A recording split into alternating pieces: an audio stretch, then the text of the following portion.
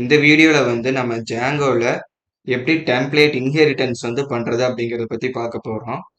இந்த டெம்ப்ளேட் இன்ஹெரிட்டன்ஸ்ல ரெண்டு டைப் இருக்கு. ஒன்னு எக்ஸ்டென்ஸ், இன்னொன்னு இன்க்ளூட். ஸோ ஃபர்ஸ்ட் இந்த எக்ஸ்டென்ஸ் எதுக்காக அப்படிங்கறத நம்ம பார்த்தரலாம். இப்போ நம்ம இண்டெக்ஸ் அப்படின்னு ஒரு பேஜ் வந்து கிரியேட் பண்ணியிருக்கோம். அந்த பேஜை வந்து நான் ஹோம் பேஜ் அப்படின்னு ரீநேம் பண்ணிக்கிறேன். இந்த index.html பேஜ் செலக்ட் பண்ணிட்டு F12 கொடுக்குறேன். சப்போஸ் லேப்டாப்ல உங்களுக்கு டைரக்டா F12 கொடுத்து ஒர்க் ஆகல அப்படிங்கும்போது ஃபங்க்ஷன் பிளஸ் F12 வந்து கொடுங்க. இந்த மாதிரி செலக்ட் ஆகும். செலக்ட் ஆனதுக்கு அப்புறம் நம்ம பேர் வந்து சேஞ்ச் பண்ணிக்கலாம். இப்போ நான் home.html அப்படின்னு வைக்கிறேன். இங்க மாத்தணும் அப்படின்னா நம்ம URL ரவுட்டர்லயும் போய் மாத்தணும்.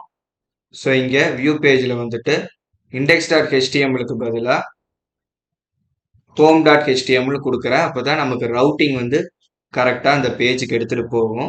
ஸோ இதை செட் பண்ணிட்டு நம்ம ப்ரௌசர் ஓப்பன் பண்ணி பார்க்கலாம் நம்ம கரெக்டா ரெண்டர் ஆகுது அப்படின்னு. ஸோ எரர் இல்லாம நமக்கு ரெண்டர் ஆகுது. ஃபைல் நேமை சேஞ்ச் பண்ணது எந்த விதத்திலையும் நம்ம ப்ராஜெக்டை எஃபெக்ட் பண்ணல. ஸோ அடுத்து என்ன பண்றோம் அப்படின்னா இதே மாதிரி நிறைய பேஜஸ் வந்து கிரியேட் பண்ணிக்கிறோம். இப்போ நார்மலாக ஒரு வெப்சைட் விசிட் பண்றோம்னா அதுல ஹோம் பேஜ் இருக்கும். அதுக்கப்புறம் அபவுட் பேஜ் வந்து வச்சிருப்பாங்க. about.html அண்ட் கான்டாக்ட் பேஜ் வந்து வச்சிருப்பாங்க. contact.html அப்புறம் சர்வீஸ் பேஜ் இந்த மாதிரி வச்சிருப்பாங்க. services.html. இப்போ இந்த பேஜ்லாம் பேசிக் HTML ஸ்ட்ரக்சர் வந்து ஆட் பண்ணிக்கலாம். ஸோ அபவுட் பேஜ்ல H2 டேக்ல அபவுட் பேஜ் அப்படிங்கிறத கொடுத்துட்றேன். அப்புறம் கான்டாக்ட் பேஜ்லையும் HTML ஸ்ட்ரக்சரை ஆட் பண்ணிக்கிட்டு கான்டாக்ட் பேஜ் அப்படிங்கிற டெக்ஸ்ட் வந்து ஆட் பண்ணிக்கலாம். ஃபைனலா சர்வீஸ் பேஜ்லையும் அதே மாதிரி ஸ்ட்ரக்சர் சேஞ்ச் பண்ணிக்கலாம். ஸோ HTML ஆட் பண்ணிட்டு H1 டேக்ல சர்வீசஸ் பேஜ் அப்படின்னு டெக்ஸ்ட் வந்து ஆட் பண்ணிட்டேன். இப்போ எக்ஸ்ட்ரா 3 பேஜ் வந்து நம்ம கிரியேட் பண்ணியிருக்கோம். இந்த 3 பேஜுக்குமே வந்து நம்ம வியூஸ் எழுதி அதுக்கான ரவுட்டிங் வந்து செட் பண்ணணும்.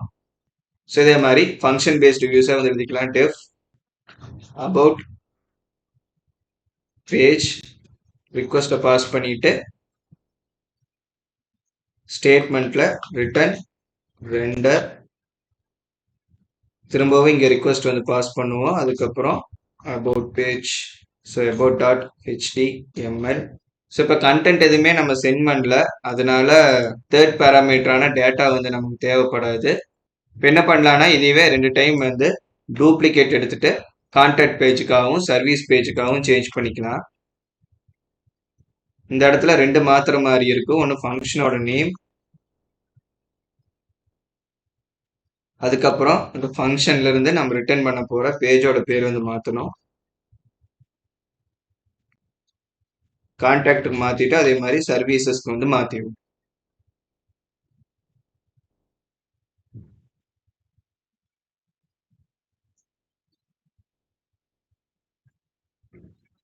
ஸோ இப்போ எல்லா பேஜுக்காகவும் வியூஸ் வந்து எழுதிக்கிட்டு இது எல்லாத்துக்குமே ஆன யூஆர்எல்ஸ் வந்து கிரியேட் பண்ணிடணும். ஸோ ஃபைனலாக ஒரு கமா ஆட் பண்ணிட்டு இதையும் நான் டூப்ளிகேட்ஸ் வந்து பண்ணிக்கிறேன். ஸோ ஆல்ரெடி நம்ம ஸ்டார் வந்து கொடுத்தா இம்போர்ட் பண்ணியிருக்கிறதுனால எல்லா வியூ ஃபங்க்ஷனுமே நம்ம எங்களுக்கு அவைலபிளாக இருக்கும். ஸோ என்ன பண்ணலான்னா இந்த வியூ ஃபங்க்ஷனோட நேமை மட்டும் மென்ஷன் பண்ணோம்னா போதும். So about contact and services. So இப்போ நம்மளோட பேஸ் ரவுட்டிங் போனோம்னா அதாவது போர்ட் 8000 வரைக்கும் வச்சு ரன் பண்ணோம் அப்படின்னா இந்த அட்மின் இன்வென்ட்ரி ஆர்டர்ஸ் வந்து இருக்கும். இப்போ இன்வென்ட்ரி ஸ்லாஷ் மட்டும் கொடுத்தோம்னா நமக்கான அத்தனை ரவுட்டிங்ஸுமே வந்து காட்டும். ஹோம் இல்லாம வெறும் இன்வென்ட்ரி ஸ்லாஷ் மட்டும் வச்சு கொடுங்க. ஸோ இன்வென்ட்ரியில எல்லாத்துக்கும் ஹோம் ஹோம் ஹோம்னே வந்திருக்கு. ஏன்னா இங்க யூஆர்எல் நேம் வந்து மாத்தல, நம்ம வெறும் ஃபங்க்ஷன் நேம் மட்டும் தான் மாத்திருந்தோம். ஸோ இங்க அபவுட் கான்டாக்ட் சர்வீஸ். ஸோ இதுக்கப்புறம் ரெஃப்ரெஷ் பண்ணோம்னா நமக்கு இந்த யூஆர்எல் நேம்ஸ் எல்லாமே மாறி வந்திருக்கும். ஸோ இதுக்கப்புறம் இந்த இன்வென்ட்ரி ஸ்லாஷ்க்கு அப்புறம் என்ன நேம் வந்து நம்ம மென்ஷன் பண்றோமோ அந்த பேஜ்ல இருக்கிற கண்டென்ட்டை நமக்கு ரெண்டர் பண்ணும். ஹோம் கொடுத்தா நம்ம ஆல்ரெடி பார்த்துட்டு இருந்த மாதிரி ஹோம் பேஜுக்கான கண்டென்ட் வந்து காட்டும். இப்போ ஹோமுக்கு பதிலாக அபவுட் வந்து கொடுக்குறேன். ஸோ அபவுட்னு மாற்றி என்டர் பண்ண உடனே அபவுட் பேஜில் இருக்க கண்டென்ட்டை வந்து நமக்கு காட்டுது. இதே மாதிரி கான்டாக்ட் சர்வீஸ் எது கொடுத்தாலும் அந்த பேஜில் இருக்கிற கண்டென்ட் வந்து நமக்கு காட்டும். ஆனால் இதில் ஒரு சேஞ்ச் நோட் பண்ணீங்கன்னு எனக்கு தெரியல. ஹோம் பேஜில் இருக்கும்போது வந்து நமக்கு அந்த மெனு வந்து வந்துருந்துச்சு. இப்போ அபவுட் பேஜில் பார்த்தோம்னாலும் சரி, இல்லை மற்ற கான்டாக்ட் சர்வீஸ் பேஜில் பார்த்தோம்னாலும் சரி, அந்த மெனு வந்து நமக்கு வந்திருக்காது. இதுக்கான ரீசன் என்னன்னா, நம்மளோட மெனு வந்து எங்க ஆட் பண்ணியிருக்கோம், ஹோம் பேஜ்ல மட்டும்தான் ஆட் பண்ணியிருக்கோம். அதாவது ஹோம் டாட் ஹெச்டிஎம்எல்ல மட்டும்தான் அந்த மெனு வந்து இருக்கு. மற்ற எந்த பேஜ்லயுமே வந்து அந்த மெனு வந்து இல்லை. இப்போ ரியல் டைம்ல நம்ம ஒர்க் பண்ணும்போது இந்த மாதிரி 100 பேஜஸ் கூட கிரியேட் பண்ற மாதிரி சுச்சுவேஷன் வந்து இருக்கும். அப்போ காமனா வர வேண்டிய விஷயங்கள் எல்லாத்தையும் ஒவ்வொரு பேஜ்லயும் எடுத்து எடுத்து காப்பி பேஸ்ட் பண்றதுக்கு பதிலா என்ன பண்றோம் அப்படின்னா, அதுக்கு மெயினா ஒரு HTML பேஜ் வந்து கிரியேட் பண்ணி வச்சுக்குவோம். அந்த பேஜ்ல மற்ற HTML பேஜுக்கு எல்லாமே வரப்போற காமன் கண்டென்ட் எல்லாத்தையும் அதில் ஆட் பண்ணி வச்சிருவோம். அது போக மற்ற HTML பேஜ்ல என்ன பண்ணுவோம்னா, அந்த பேஜ்ல இருந்து ஜஸ்ட் எக்ஸ்டெண்ட் மட்டும் பண்ணிக்குவோம். அப்ப அந்த பேஸ் பேஜ்ல இருந்து வர கண்டென்ட் எல்லா பேஜுக்கும் காமனா வந்துடும். அது போக அந்தந்த பேஜ்ல கொடுக்குற கண்டென்ட் வந்து எக்ஸ்ட்ராவா ஆட் ஆயிக்கும்.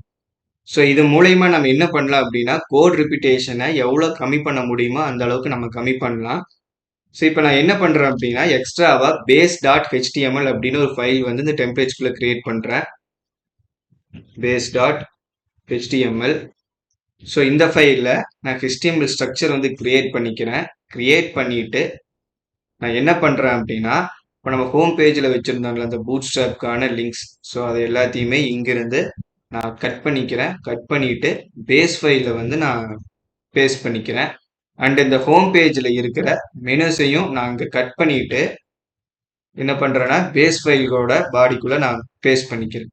ஸோ இது காமனா எல்லா பேஜுக்கும் வரணும். ஸோ அதனால இந்த பேஜுக்கு நம்ம தனியா URL எழுதி வியூஸ் எழுதி ரெண்டர் பண்ண மாட்டோம். ஸோ இதுக்கு எப்பவுமே வியூஸ் URL கிடையாது. ஆனா மற்ற பேஜ் வந்து ரெண்டர் ஆகும்போது இதுல இருந்து அந்த ஸ்டாட்டிக் கண்டென்ட் எல்லாம் எடுத்துக்கணும்.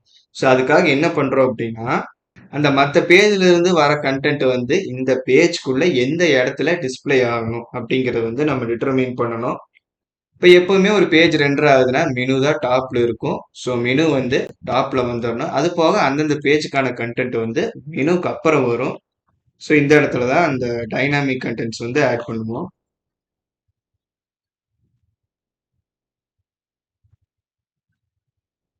இதுக்கப்புறம் ஸ்டாட்டிக்கா என்ன வரலாம்? ஸோ ஃபூட்டர் செக்ஷன் வந்து ஆட் பண்ணுவாங்க. இப்போ வெப்சைட் எல்லாம் பண்றீங்கன்னா அந்த கம்பெனியோட அட்ரஸ், காப்பிரைட்ஸுக்கான அந்த இயர், இது மாதிரி சில ஸ்டாட்டிக்கான விஷயங்கள் நிறைய பண்ணியிருப்பாங்க.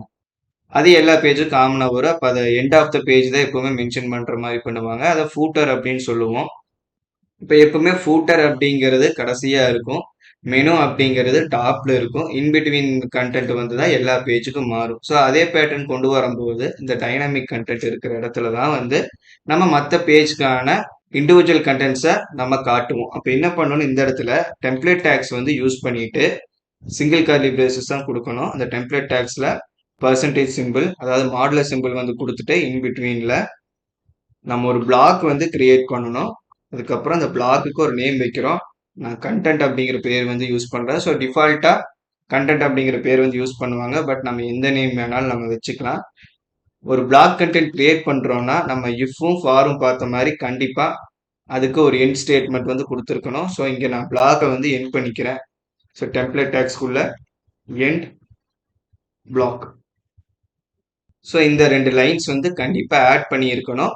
மற்ற பேஜில் இருக்கிற கண்டென்ட் எல்லாமே இந்த 2 லைனுக்கு இன்பிட்வீன் தான் வரும். ஸோ அப்படி வரும்போது தான் நம்ம யூஐல பார்க்கும்போது ஹெட்டர் மேலே இருக்கும், ஃபூட்டர் கீழே இருக்கும், அண்ட் சென்டர் பார்ட்டில் இருக்கிற கண்டென்ட் மட்டும் எந்த பேஜுக்கு ரவுட் ஆகுறாங்களோ அந்த பேஜுக்கான கண்டென்ட் வந்து மாறும்.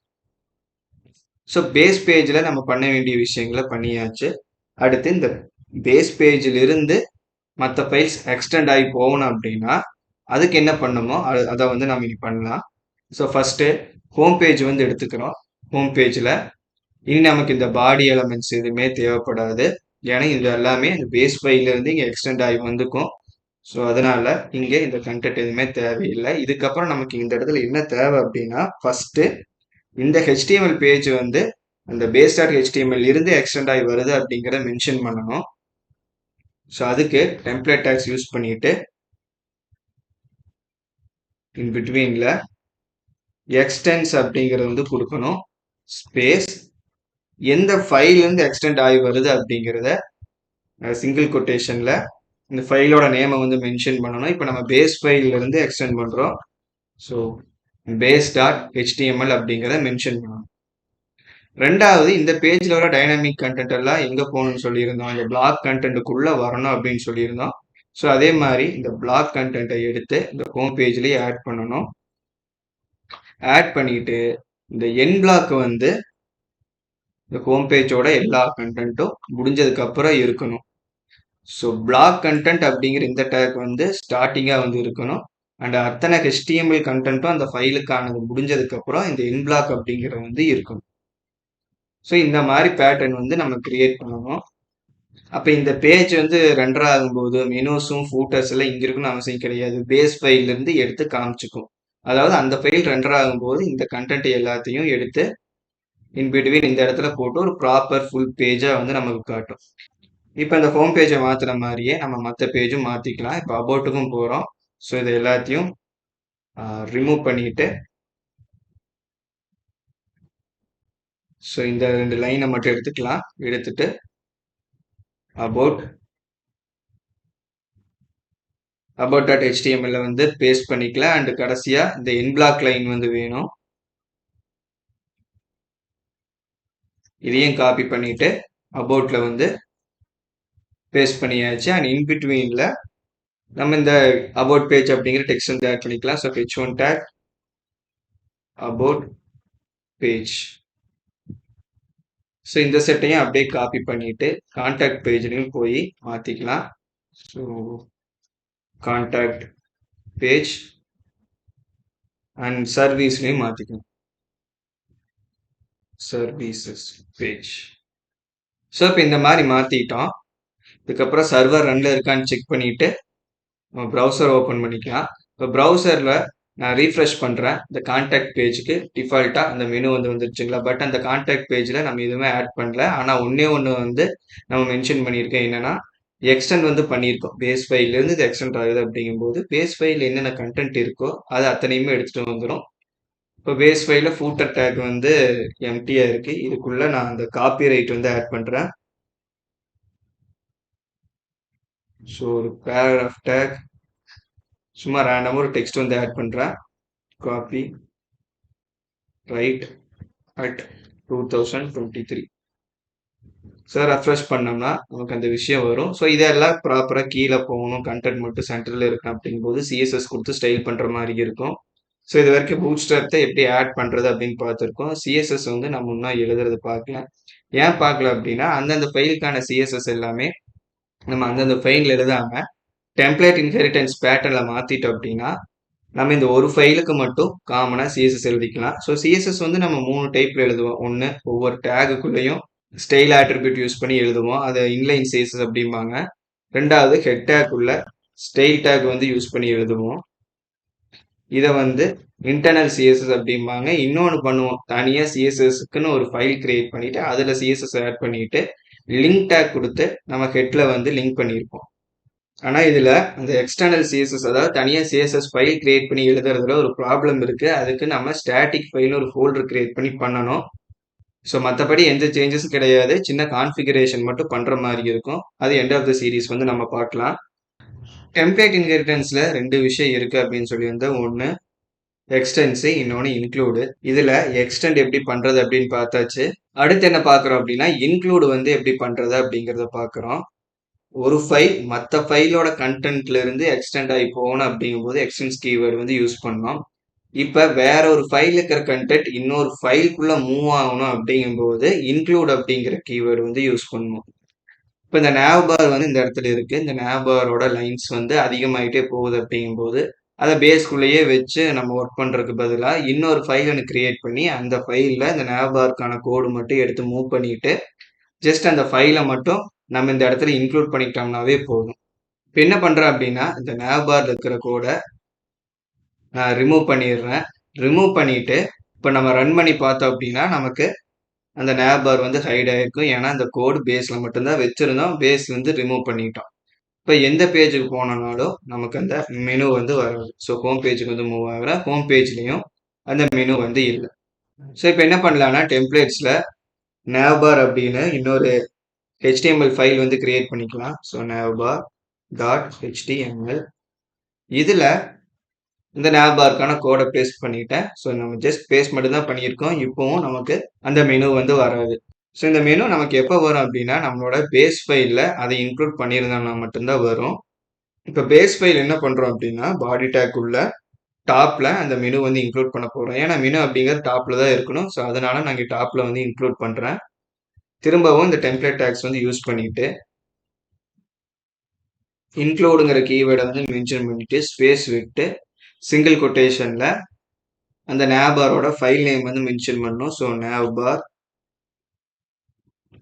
டாட் HTML இப்போ என்ன பண்றேன் அப்படின்னா ப்ரௌசர் போயிட்டு ரெஃப்ரெஷ் பண்றேன்.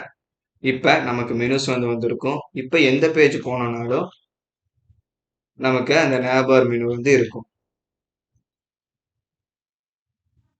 ஸோ டெம்ப்ளேட் இன்ஹெரிட்டன்ஸ் அப்படிங்கிற டாபிக் அவ்வளோதான். ஜஸ்ட் எக்ஸ்டெண்டும் இன்க்ளூடு மட்டும்தான். இன்க்ளூட் அப்படிங்கிறத எப்போ யூஸ் பண்ணுவோம்னா வேற ஏதோ ஒரு ஃபைல் இருக்கிற விஷயம் இன்னொரு ஃபைலுக்குள்ள வரணும் அப்படிங்கும்போது இன்க்ளூட் யூஸ் பண்ணுவோம். இதே எக்ஸ்டென்ஸ் எப்போ யூஸ் பண்ணுவோம்னா ஏதோ ஒரு கண்டென்ட் வந்து காமனா எல்லா ஃபைலுக்கும் வரப்போகுது. அதை எல்லா ஃபைலும் எழுதாம ஒரு ஃபைல் எழுதி வச்சுட்டு ஜஸ்ட் எக்ஸ்டெண்ட் மட்டும் கொடுத்து அந்த கண்டென்ட்டை எல்லா பேஜுக்கும் ஸ்டாட்டிக்கா டிஸ்பிளே ஆகிற மாதிரி பண்ணுவோம். ஸோ இந்த வீடியோ அவ்வளோதான். பிடிச்சிருந்தா லைக் பண்ணுங்க. உங்களுக்கு என்ன டவுட்ஸ் இருந்தாலும் கமெண்ட்ஸ்ல வந்து சொல்லுங்க. ஃபியூச்சர் வீடியோவில் அதை நம்ம சால்வ் பண்ண பார்ப்போம். ஜாங்கோவை ஃபுல்லாக கற்றுக்கணும் அப்படின்னு நினச்சிங்கன்னா மறக்காம நம்ம சேனலுக்கு சப்ஸ்கிரைப் பண்ணிட்டு ஜாங்கோ பிளேலிஸ்ட்டை வந்து கம்ப்ளீட்டாக பாருங்க. தேங்க்ஸ் ஃபார் வாட்சிங்.